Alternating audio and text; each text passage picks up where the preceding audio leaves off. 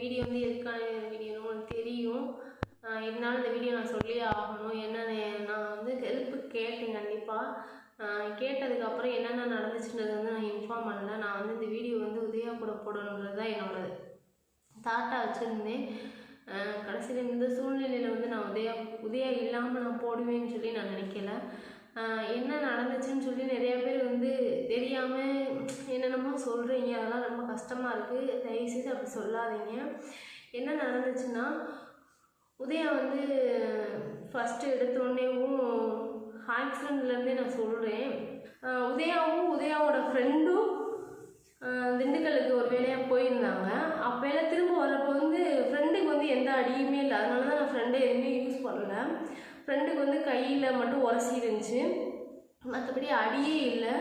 உதயாவுக்கு வந்து 2 கையுமே ஃப்ராக்சராக இருந்துச்சு. 2 கையுமே எப்படின்னா, ஒரு கை வந்து மூட்டோட விளையிக்கிச்சு, ஒரு கை வந்து துண்டாக ஒடிஞ்சிருந்துச்சு.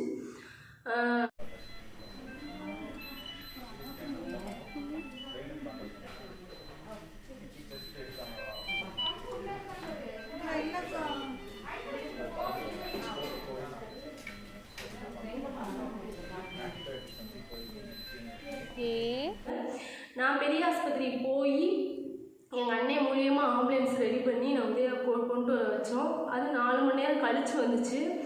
வந்ததுக்கப்புறம் வந்து ஃபிக்ஸ் வந்துருச்சு. பெரிய ஆஸ்பத்திரிக்குள்ள வந்தப்போ ஃபிக்ஸ் வந்துருச்சு. வந்தோடனேவும் எல்லாருமே நெஞ்சில் வந்து மசாஜ் கொடுத்தாங்க. கொடுத்த உடனேவும் பல்ஸ் கடகடன்னு குறைய ஆரம்பிச்சிச்சு. நான் தேவதாஸில் போய் சேர்த்துட்டோம். சேர்த்துக்கிறப்ப டைம் வந்து 5:30 ஆச்சு.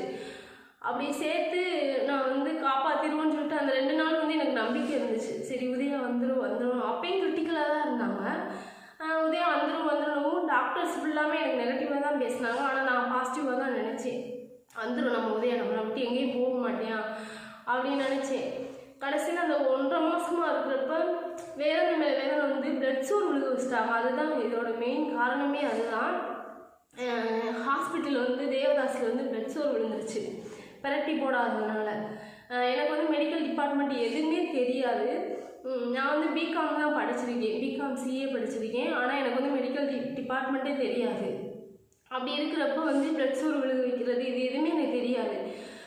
அவங்க வந்து பிளட் சோர் விழுந்து ஆப்ரேஷன் பண்ணாமல் எல்லாமே ஒரு இன்ஃபார்ம் பண்ணியிருந்தேன். கடைசியில் பார்த்தா நான் வந்து மீடியாவுக்குமே கொண்டு வரக்கூடாதுன்ற ஒரு இதில் தான் நான் வந்து உதயாவை பார்த்தேன். அப்படி இருக்கிறப்ப காசு இல்லாத ஒரு சுச்சுவேஷனில் கொண்டு போய் பெரிய ஆஸ்பத்திரியில் போட்டிருக்கப்ப வந்து அவங்க என்ன சொல்லிட்டாங்க, ஒன்றுமே இல்லை, இந்த நீங்கள் முதல்ல வீட்டுக்கு எடுத்துகிட்டு போமான்னு சொன்னாங்க. அப்போல்லாம் எனக்கு பாலான்னு அவ்வளோ தைரியம் சொல்லி ஒப்பீனியன் கேட்டுச்சு. எல்லா இடத்துலையுமே எனக்கு பாலான்னு நின்றுருந்தாங்க. இப்போ வரைக்கும் நிற்கிறாங்க. அப்படி ஒரு ஃப்ரெண்டு கிடைக்கிறது வந்து எனக்கு என்ன சொல்லணும்னு தெரியலை. என் லைஃப்பில் முதல்ல ஒரு நல்ல ஃப்ரெண்டு கிடச்சிருக்காங்கன்னா அவங்க ஃபேமிலியாக மட்டும்தான் இருக்கும். அவங்க வந்து ஒப்பீனியன் கேட்குற நாங்கள் வேளாண்மையிலையும் இன்னொரு ஸ்பெஷலிஸ்ட்டு மூளைக்கு அங்கே போய் ஒப்பீனியன் கேட்குறப்போ வந்து அங்கே அமௌண்ட்டு கூட இருந்துச்சு, வேளாண்மையில கம்மியாக இருந்துச்சு. ஸோ அதனால் அங்கே போய் சேர்த்துட்டோம். வேளாண்மையில சேர்த்து வேளாண்மையில நல்லா ட்ரீட்மெண்ட் போய்க்கிருந்தாங்க. நான் வந்து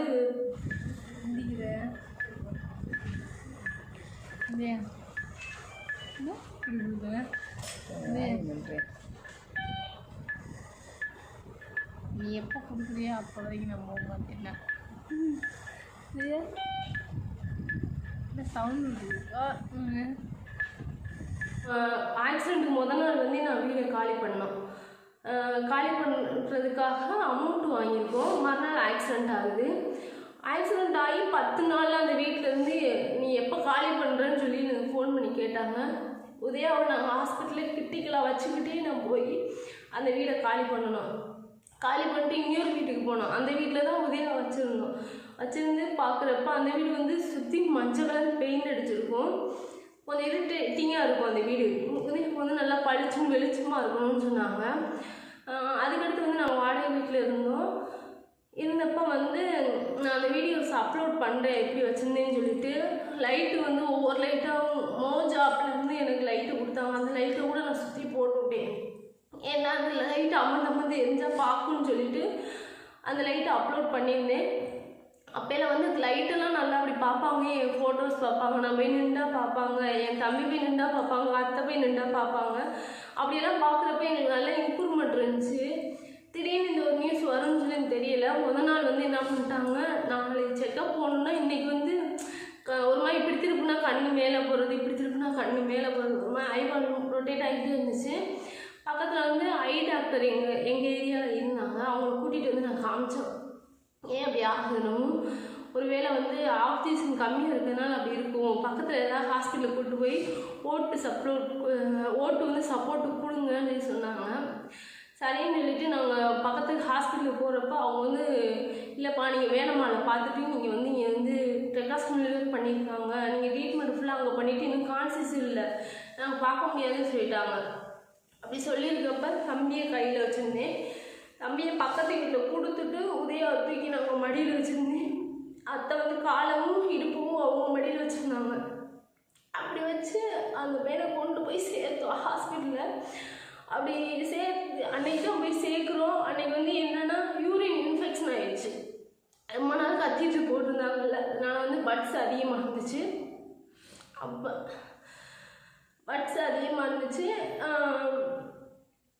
அப்படி இருக்கிறப்ப வந்து என்னை கூப்பிட்டு டாக்டர் வந்து பேசினாங்க. என்ன பேசினாங்கன்னா, இன்ஃபெக்ஷன் அதிகமாக இருக்குது, அவங்களுக்கு வந்து இதுக்கடுத்து பிபி வேறு குறையுது, நாங்கள் பிபிக்கு மருந்து கொடுத்துருக்கோம், இன்ஃபெக்ஷனுக்கும் கொடுத்துருக்கோம், அது வந்து உடம்புல செட் ஆகலைன்னு சொல்லிட்டாங்க. அதை வந்து நான் வந்து அந்த இடத்துல வந்து அத்தைக்கிட்ட சொல்லவும் இல்லை. அவங்க சொன்னாங்கன்னா அவங்க மனசு விட்டுறக்கூடாது அப்படின்னு சொல்லிட்டு யார்கிட்டையுமே சொல்லலை. நான் மனசில் வச்சு அழுதுகிட்டே இருந்தேன். எங்கள் அத்தை வந்து ஏண்டி அழுகுற, சொல்லுடி எனக்கு சொல்லுடின்னு சொன்னாங்க. எனக்கு அந்த இடத்துல வந்து சொல்கிற தைரியம் எனக்கு இல்லை. பாலா அண்ணி வந்து என்ன சொல்லிச்சு, இப்படி தான் நம்ம அங்கே போய் சேர்த்தப்ப சொன்னாங்க. டாக்டர்ஸ் வாயிலிருந்து என்ன வரும்னா,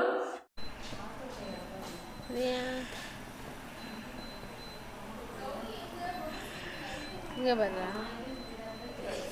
ஏய் ஏய் ராஸ்கல்,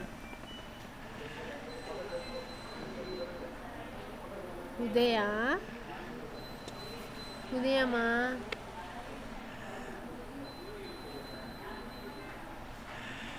அவங்களுக்கு நல்ல இம்ப்ரூவ்மெண்ட் இருந்தாங்கன்னா அவங்க இம்ப்ரூவ்மெண்ட் இருக்குன்னு சொல்லுவாங்க.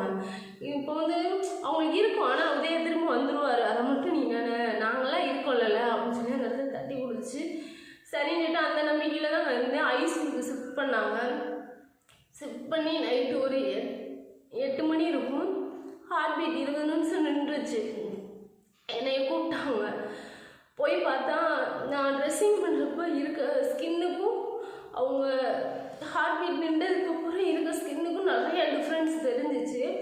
அப்படி தெரிகிறப்ப உதயா எந்திரிடா, நான் இருக்கேன், நான் உனக்கு உன் பின்னாடி எப்பயுமே நான் இருப்பேன் மாமா, எந்திரி மாமான்னு சொல்லி நான் அழுதேன். அழுகிறப்போ வந்து திருப்பியும் கொஞ்சம் அவங்க முயற்சி பண்ணாங்க. பண்ணுறப்போ வந்து அவங்க நல்லா மசாஜ் பண்ணாங்க, கழுத்துலேயே ஏறி வச்சு குத்தி அவங்க பண்ணுறத பண்ணாங்க. ஹார்ட் பீட் திருப்பி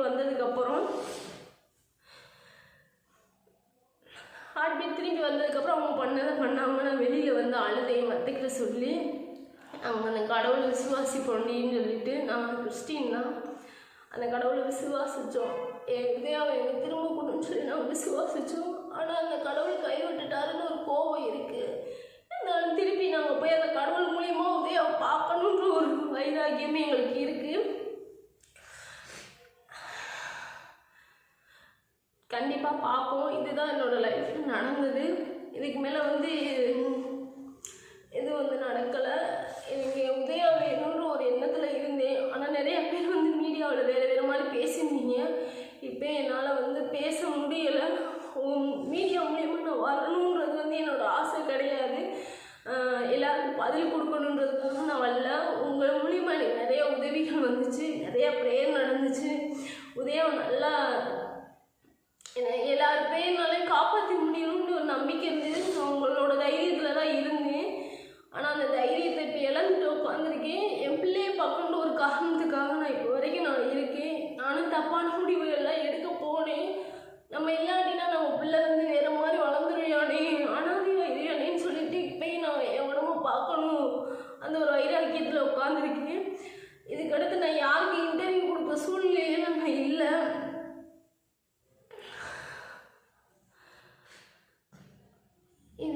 இது வரைக்கும் எனக்கு பண்ண நினச்சிக்கிறாதீங்க நான் சொல்லலைன்றது. 30ஆவது நாள் வந்து 2ஆம் தேதி வருது. தம்பிக்கு அவங்க அப்பாவுக்காக மொட்டை போட போகிறாங்கன்னா, தம்பிக்குன்னு தலை மொட்டை எடுக்கலை. ஃபஸ்ட்டு டே அவங்க அப்பாவுக்காக எடுக்க போறியான். அவனை வந்து அவங்க அப்பாவுக்காக எடுக்கணும்னு அந்த முடி நின்றுருக்குன்னு சொல்லி நினைக்கிறப்ப ரொம்ப வேதனையாக இருக்குது. என்கிட்ட வந்து சாமி கேட்பியான், எங்கள் அப்பாவை எங்கள் அம்மான்னு கேட்பியான்னு சொல்லிட்டு எனக்கு கஷ்டமாக இருக்குது. அந்த சூழ்நிலையில் நான் இப்போ இருக்கிறேன், யாருக்கு பதில் சொல்ல முடியலை. அந்த ஒரு சுச்சுவேஷன் எனக்குள்ளே இருக்குது. கண்டிப்பாக உதயா 2வது உதயாவை என் பிள்ளை வளர்த்து காட்டுவேன். எனக்கு கொடுத்த கிஃப்ட் சாமிக்குட்டி. அவளை நல்லா நான் வளர்க்கணும், அவளை நல்லா கொண்டு வரணும், உதயா பேர் சொல்லணும். அந்தளவுக்கு நான் வளர்த்து காட்டுவேன். நான் மீடியாவுக்கு இன்ஃபார்ம் பண்ணாலும் என்னோட தப்பு தான், மன்னிச்சிடுங்க. அதுக்காக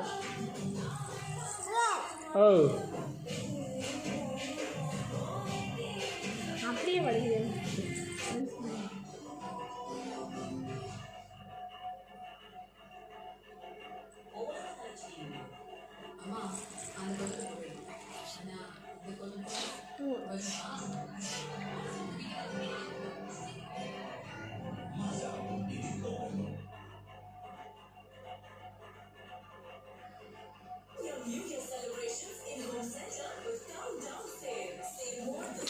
உனக்கு தெரியும் அப்பா எப்போ வருவார். வார்த்தைகளை வச்சு ரொம்ப பேச வேணாம்னு நினைக்கிறேன். எனக்கு கஷ்டமாக இருக்குது, அதை சொல்ல முடியலை. என்னன்னா ஒரு என்னோட வாழ்க்கை வேணும், ஒரு உதவி வேணும்னு இந்த மீடியாவுக்குள்ளே வந்து கேட்டேன்னா நான் பிச்சை எடுத்தேன்.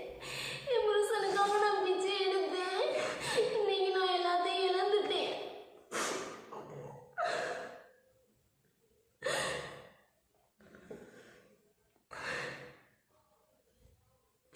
உதவி பண்ண எல்லாருக்கும் ரொம்ப நன்றி.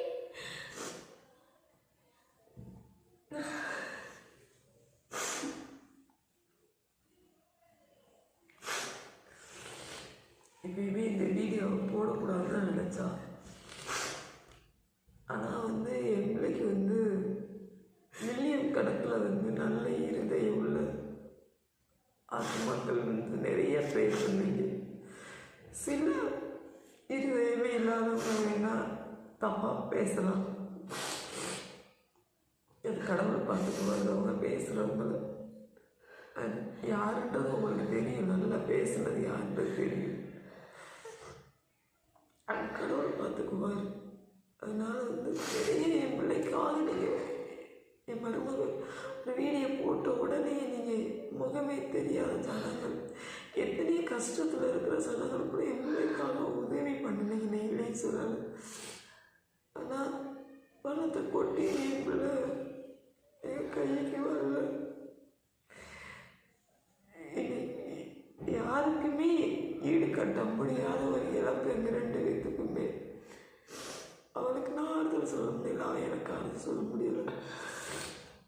ஆனாலும் அந்த குட்டி பையனு என் மைய உருவத்தில் இருக்கேன். அவனுக்காக அந்த பிள்ளைய நான் மனசு தேத்திக்கிட்டீங்க. தயவு செய்து அடுத்தவங்க வந்து அவளை புண்படுத்தாதீங்க. அவ்வளோதான் நான் உங்களுக்கு கெஞ்சி கேட்டுக்கிறேன். சுமதி ஒரு நேரம் பேசியிருந்தாங்க. அவங்க ஏற்கனவே ரொம்ப மனசு கஷ்டத்தில் தான் இருக்காங்க, அது நிறைய பேருக்கு தெரியும். பட் தெரிஞ்சிருந்தும் ஒரு சில பேர் வந்து அவங்க மனசை ரொம்ப புண்படுத்துகிற மாதிரியே பேசுகிறீங்க. எங்களுக்கு எல்லாமே தெரியும் அதுன்னு சொல்கிறீங்க. பட் நாங்கள் கூட இருந்த எங்களுக்கு எல்லாமே தெரியும். உதயாவுக்கு வந்து ஹாஸ்பிட்டலைஸ் மட்டுமே பார்த்திங்கன்னா ஒரு 27 லட்சம் செலவாயிருக்கு. சரிங்களா? மக்கள் நீங்கள் எல்லாருமே உதவிய பணங்கள் வந்து அவங்க கடன் இல்லாத ஒரு லைஃப்குள்ளே வந்திருக்காங்க. சாமை பார்த்துக்கிற அளவுக்கு அவங்க இருக்காங்க. ஸோ அந்த பணம் அவ்வளோ வந்துச்சு இவ்வளோ வந்துச்சு நிறைய ரூமர்லாம் பரப்பிட்டு இருக்கீங்க. அவங்க மனசை மட்டும் யாரும் கஷ்டப்படுத்தாதீங்க. ஏன்னா உதயா இல்லாத வந்து அந்த இழப்பை மீட்டுற அளவுக்கு யாருமே பண்ண முடியாது அவங்கள. ஸோ மக்களாகிய நீங்களும் நாங்கள் எல்லாருமே வந்து அந்த பிள்ளைக்கு ஒரு தைரியத்தை சொல்லி அந்த பிள்ளை கூட இருந்து சப்போர்ட் பண்ணிங்கனாவே ரொம்ப நல்லது. சாமி கூட அந்த பிள்ளை ஏதாவது வீடியோ போட்டாலும் ஏதாவது பேசினாலும் சப்போர்ட் பண்ணுங்கள். யாரும் வந்து அவதூறாக பேசாதீங்க. அதுவே மனசு அவ்வளோ கஷ்டப்பட்டுட்டு இருக்கு. சாமிக்காக தான் அந்த உலகத்தில் வாழணும்னு சொல்லிட்டு இந்த எவ்வளோ நிறையா நாங்கள் தேர்த்திக்கிட்டு இருக்கோம். ஃபேமிலியில் நிறைய பேர் வந்து சொல்லிக்கிட்டு இருக்காங்க.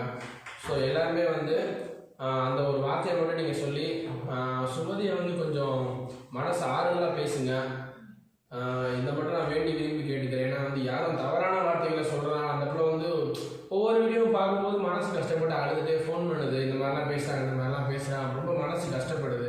ஸோ தயவு செஞ்சு யாருமே எந்த மீடியாலையுமே வந்து தவறான விஷயத்த பார்ப்பாதீங்க. எல்லா விஷயங்களுமே அவங்க உங்ககிட்ட ஓப்பன் டாக்காக சொல்லிடுவாங்க. ஏன் அவங்க சொல்ல வந்தாங்கன்னா, இன்னும் நிறையா நீங்கள் மர்மம் இருக்குது, அது நிறைய வதந்திகளை நிறையா பரப்பிக்கிட்டே போகிறீங்க. இவன் வீட்டில் மனசு கஷ்டப்பட்டுக்கிட்டே உட்காந்துருக்காங்க. இதுக்கு எல்லாத்துக்கும் ஒரு முற்றுப்புள்ளி வைக்கணும்னு சொல்லிட்டு தான் அவங்க வந்து இன்றைக்கி அவங்க மீடியா முன்னாடி பேசணும்னு சொல்லிட்டு இன்றைக்கி சேனலில் எங்களுக்கு வந்து வீடியோ போட்டிருக்காங்க. ஸோ எல்லாருமே அதை பார்ப்பீங்கன்னு நினைக்கிறோம். பார்த்துட்டு இதுக்கு மேலே யாருமே வந்து இந்த கம்ப்ளைண்டில் வந்து எடிட் பண்ணி ஏதோ ஒரு விஷயங்களை நீங்கள் போட வேணாம், எதுவும் தேவையில்லாத விஷயங்களை பேச வேணாம். முடிஞ்சால் சுமதிக்கு வந்து நீங்கள் சப்போர்ட் மட்டும் பண்ணி பேசுங்க, தவறான விஷயத்தை மட்டும் பரப்பாதீங்க.